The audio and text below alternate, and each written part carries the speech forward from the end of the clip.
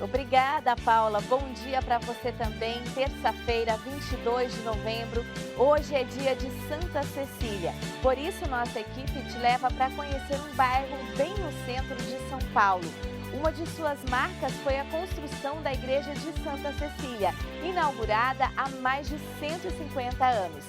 Veja agora como está o tempo em Curitiba, na capital paranaense. O dia vai ser de sol, com muitas nuvens e chuva a qualquer hora. A máxima chega aos 26 graus. Aqui no CN Notícias você fica por dentro das principais atividades do Papa Francisco. Ele teve um encontro com um grupo de hebreus e afirmou que toda guerra é uma derrota. Pediu que religiões se unam para construir a paz.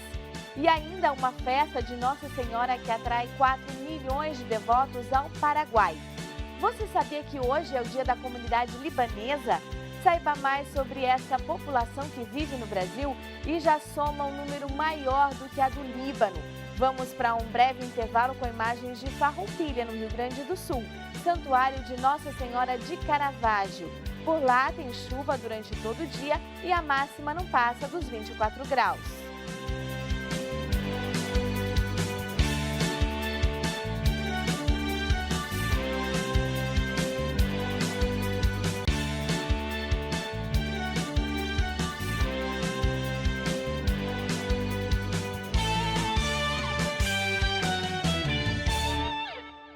O Papa Francisco disse hoje que hebreus e cristãos devem trabalhar juntos e abrir caminhos de paz.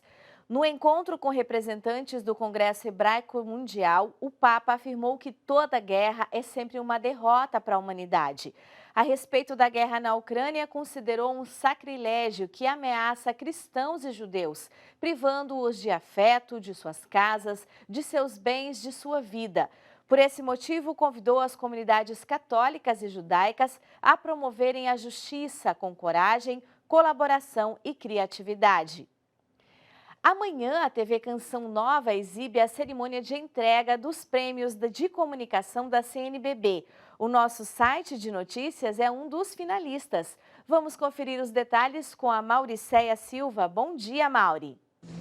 Bom dia, Delita! Com produção da Conferência Nacional dos Bispos do Brasil e da TV Evangelizar, a cerimônia de entrega dos prêmios de comunicação da CNBB ocorrerá pela primeira vez de forma híbrida. Os finalistas participarão de maneira remota e os ganhadores presencialmente, diretamente dos estúdios da TV Evangelizar em Curitiba. Os prêmios de comunicação são um reconhecimento público da Igreja Católica ao trabalho de profissionais da comunicação social nos diversos meios que apresentaram suas obras e se distinguiram pelo serviço à dignidade humana e aos valores do Evangelho. O nosso site de notícias é um dos finalistas e concorre ao prêmio Dom Luciano Mendes de Almeida. A exibição na TV Canção Nova será amanhã, às 11 horas da noite. E nós estamos nos aproximando do Advento, tempo litúrgico em preparação ao Natal. A Ruana Cruz, aqui da nossa equipe do site de notícias, fez uma matéria especial sobre o assunto, abordando o significado deste tempo que começa no próximo domingo e segue até 24 de dezembro, véspera de Natal. A própria palavra advento deriva do latim adventus, que significa chegada, aparecimento, ou seja, vinda. Este tempo leva a duas expectativas, a do Natal, isto é, o nascimento de Jesus, e a segunda vinda gloriosa do Senhor. Mauricéia Silva, da equipe do site, para o Canção Nova Notícias, edição da manhã. Obrigada, Mauri. E hoje é o dia da comunidade libanesa no Brasil, formada em sua maioria por descendentes. O número de libaneses aqui no país é maior do que a população do Líbano. São cerca de 10 milhões de pessoas e a maioria está no estado de São Paulo. Nós conversamos com o padre José Elias Fadul, que é descendente de libanês e fala sobre a religiosidade e cultura desse povo. Eu acredito que a comunidade libanesa vive a religião católica no Brasil através daquilo que é mais próprio da comunidade libanesa. Isto é, o libanês, quando é católico, ele é maronita na sua maioria.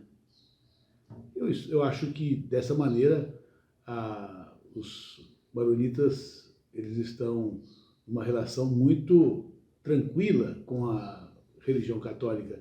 Afinal, fazemos parte da mesma igreja, temos o mesmo líder religioso. O Papa, ele consegue fazer a relação, a interlocução entre a gente sem problema algum.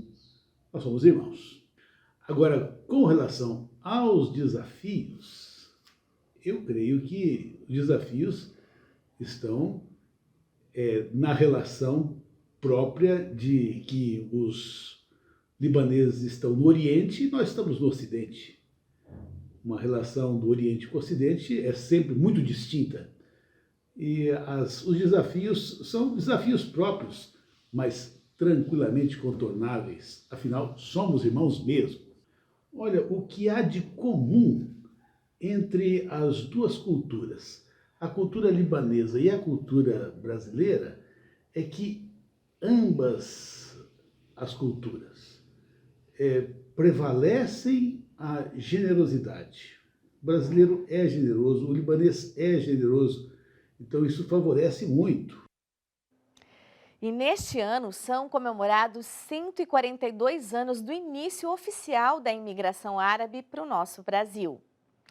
Hoje é o dia de Santa Cecília, padroeira dos músicos, e aqui em São Paulo um famoso bairro no centro da cidade leva o nome da santa. A Aline Mércio conversou com um especialista que explica sobre a origem deste bairro. Bom dia, Aline. Bom dia, Adelita, e a todos que acompanham Canção Nova Notícias. Isso mesmo, Adelita, dia 22 de novembro, dia de Santa Cecília, padroeira dos músicos. E como você disse, Adelita, aqui em São Paulo tem um bairro bem famoso que leva o nome da santa. E tudo começou em 1861, quando foi erguida uma capelinha em homenagem a Santa Cecília. Vamos ouvir um pouco mais dessa história. O bairro de Santa Cecília faz uma homenagem, como nós sabemos, a essa santa padroeira da música e da música sacra também. Tem toda uma história que remete a uma mártir dos primeiros tempos. Então, isso havia devoção a Santa Cecília. Muitos cidadãos de São Paulo tinham essa devoção e fizeram uma confraria em homenagem à santa e construíram uma pequena capelinha. Em torno dessa capela, ou no largo do mesmo nome, se foi criando, então, a devoção e se foi criando um agrupamento urbano, aqui uma pequena urbanização. Então, o Largo de Santa Cecília, de alguma maneira, vamos dizer, a síntese do bairro e do distrito. Então, essa aqui é a origem, né, de devoção de uma confraria que vai se prolongando, e aí um grande bispo de São Paulo, que na época nem era bispo, Dom Duarte Leopoldo e Silva, adota isso e ele vai ser o primeiro pároco desse local, que logo depois foi criado em freguesia, porque existe a matriz, a Sé, e a freguesia de Santa Efigênia, de Nossa Senhora do Ó, e logo mais, uma segunda leva, quase na virada do século, se cria então essa freguesia de Santa Cecília. E a seguir, a STF promove debate sobre a situação dos moradores de rua no Brasil. Voltamos em 2 minutos, veja aí como fica o tempo em Campo Grande. Por lá, terça-feira de sol com muitas nuvens e pancadas de chuva a partir da tarde. Os termômetros registram entre 19 e 29 graus.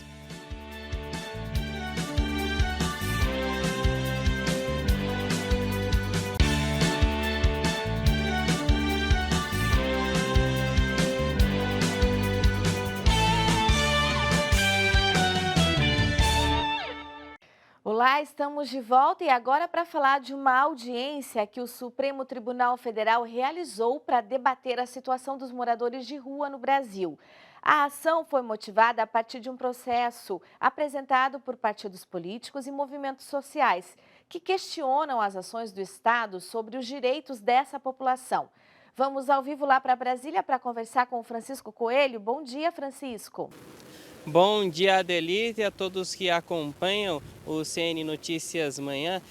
Ontem foi o primeiro dia dessa audiência pública aqui no Supremo Tribunal Federal como você falou, foi motivada por essa ação de movimentos sociais e partidos políticos que estiveram representados ao lado de representantes de órgãos públicos e entidades de movimentos sociais e membros da sociedade civil para debater maneiras de amenizar a situação degradante dos moradores de rua em todo o país, a falta de abrigo, de alimentação adequada e também a exposição à violência. Nesse processo, os movimentos sociais também alegam que ações dos municípios recolhem produtos, pertences dos moradores de rua e também documentos, o que estaria em desacordo com o que diz o texto constitucional. De acordo com o Instituto de Pesquisa Econômica Aplicado, IPEA, o Brasil tem hoje mais de 220 mil pessoas em situação de rua. É uma situação que acontece já há várias décadas e a gente que mora em grandes cidades encontra moradores de rua em vários pontos. O processo está sob relatoria do ministro Alexandre de Moraes e ainda não tem data para julgamento.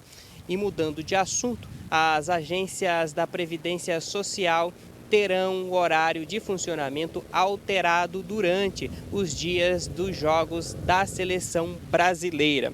Em dias de jogo ao meio-dia, as agências vão ficar fechadas. Em jogos à 1 da tarde, o atendimento será até às 11 da manhã. Em dias de jogos às 4 horas, o atendimento será até às 2 da tarde. A central de atendimento 135 vai ficar suspensa com atendimento de pessoas 30 minutos antes dos jogos e só volta a funcionar 30 minutos depois dos jogos. A central de atendimento através do portal da Previdência Social vai funcionar normalmente. E uma última notícia, os brasileiros estão consumindo mais energia elétrica. O Sistema Interligado Nacional registrou no mês passado, mês de outubro, um aumento de 2,5% no consumo. No mês de outubro foram 65 mil megawatts consumidos, acho que falei certo, megawatts, em relação ao mesmo período do ano de 2021, que foram 64 mil megawatts. Esse aumento, segundo o sistema, foi provocado pelas chuvas e também pelas temperaturas abaixo da média histórica que forçaram algumas regiões do país a aumentarem o consumo de energia elétrica. Eu volto com vocês nos estúdios em São Paulo. Muito obrigada, Francisco. E ainda falando sobre a questão da população de rua, aqui em São Paulo, mais de 40 entidades do Poder Público Federal, Estadual e Municipal e também da sociedade civil realizam um mutirão de atendimento à população de rua. Os detalhes quem traz para a gente é o Sidney Fernandes. Bom dia, Sidney. Bom dia, Delita, e a todos que acompanham o Canção Nova Notícias. Esta é a segunda edição desse mutirão de atendimento à população em situação de rua que acontece aqui na Praça da Sé, na cidade de São Paulo. O primeiro foi em março, mais de 10 mil pessoas foram atendidas e são vários serviços. Eu converso agora com a doutora Raicler Baldresca, juíza federal, organizadora aqui deste mutirão. Qual que é o objetivo central dessa iniciativa? A ideia é reunir no mesmo espaço as instituições e as pessoas que já fazem um trabalho voltado para a população em situação de rua. Essas pessoas muitas vezes não têm documentos, não conhecem seus direitos, não têm acesso à informação.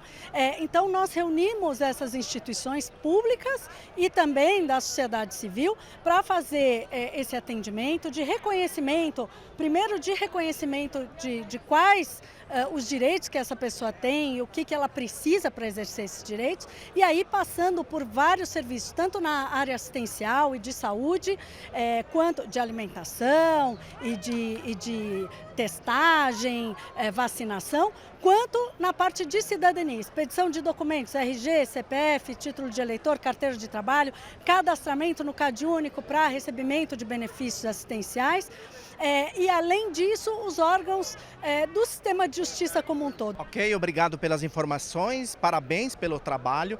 Reforçando que este primeiro evento já aconteceu em março deste ano, deu muito certo, mais de 10 mil pessoas foram atendidas e a ação, o mutirão de atendimento à população de rua segue até quarta-feira, das 9 às 3 horas da tarde, aqui em frente à Catedral da Sé, viu, Adelita? Obrigada, Sidney. E agora vamos falar de saúde. Desde o início da pandemia, a Universidade Federal de Minas Gerais trabalha no desenvolvimento de uma vacina brasileira contra a Covid-19. Agora, os pesquisadores estão em busca de voluntários para participar dos testes. A Monize Amorim tem os detalhes. Bom dia, Monize. Bom dia, Adelita. Bom dia a todos. É isso mesmo. A Universidade Federal de Minas Gerais abriu o cadastro para que pessoas possam se voluntariar para participar das fases 1 e 2 dos testes clínicos da Spintec, primeira vacina contra a Covid 100% brasileira, que está sendo desenvolvida pelo Centro de Tecnologia de Vacinas da universidade. Para participar destes testes, é preciso que as pessoas atendam a alguns critérios. São ser saudável e ter entre 18 e 85 anos, não ter tido Covid, ter recebido as 2 doses iniciais de Coronavac ou AstraZeneca e 1 ou 2 doses de reforço com a Pfizer há pelo menos 9 meses ou AstraZeneca há pelo menos 6 meses. É preciso que a pessoa resida em Belo Horizonte durante os 12 meses de estudo. E no caso das mulheres, elas não podem estar grávidas ou amamentando.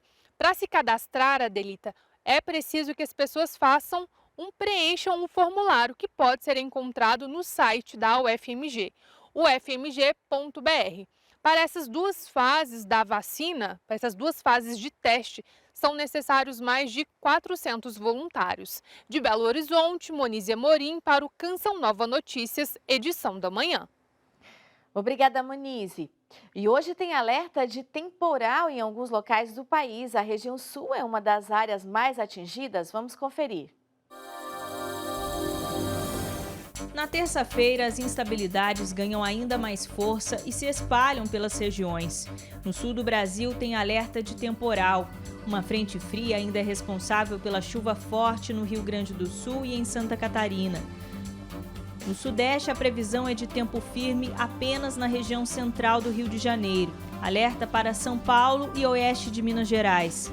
Tem temporais, ventanias, granizo e descargas elétricas. Pode fazer 31 graus em Belo Horizonte, 32 em São Paulo e até 34 no Rio de Janeiro.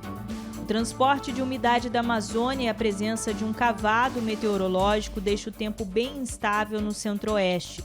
Também no norte, as chuvas persistem. Capitais como Rio Branco e Porto Velho estão na rota das tempestades. No nordeste, faz calor nesta terça. Tempo aberto no Piauí, Ceará, Rio Grande do Norte e em parte da Bahia. Os termômetros variam entre 24 e 36 em Teresina e entre 22 e 30 graus em Salvador. A seguir, a festa da Padroeira do Paraguai. A gente sai agora para o intervalo com imagens de Brasília. Por lá, a previsão de pancadas de chuva entre a tarde e a noite. A máxima na capital federal pode chegar aos 30 graus.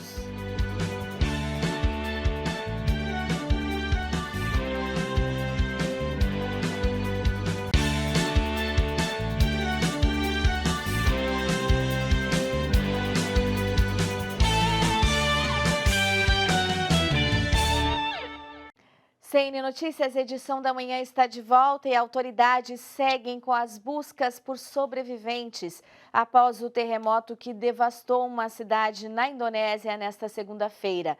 A notícia é destaque do Noticiário Internacional. Em seu destaque, o The Guardian afirma: resgates e buscas por sobreviventes após terremoto que atingiu a Indonésia. O número de mortos já ultrapassa 250. Autoridades dizem que a maioria dos mortos no terremoto de magnitude 5.6 que devastou Cianjur eram crianças. Em um post no Instagram, o governo local disse que há 31 desaparecidos e mais de 7 mil deslocados. Guerra na Ucrânia coloca estoques de armas ocidentais sob pressão. Esse é o destaque do Le Monde. Após 9 meses de guerra na Ucrânia, cresce a preocupação com a capacidade dos aliados de Kiev em manter o ritmo da entrega de armas. À medida que o conflito dura e se intensifica, os arsenais vão se esvaziando.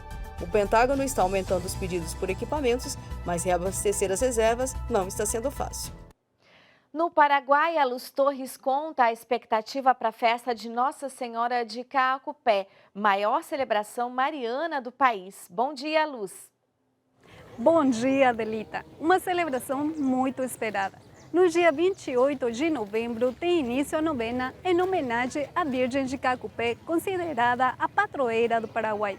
A maior festa mariana do país se estende até o dia 8 de dezembro, dia da solenidade da Imaculada Conceição. E aqui no Paraguai, celebração da Virgem dos Milagres de Caacupé. Todos os anos, milhões de devotos de várias partes do país vêm até aqui para pagar promessas, fazer pedidos e, claro, agradecer a intercessão de Maria. Este ano, a expectativa é receber 4 milhões de pessoas. Número muito significativo para um país com pouco mais de 7 milhões de habitantes. Mais da metade do país é devoto de Nossa Senhora.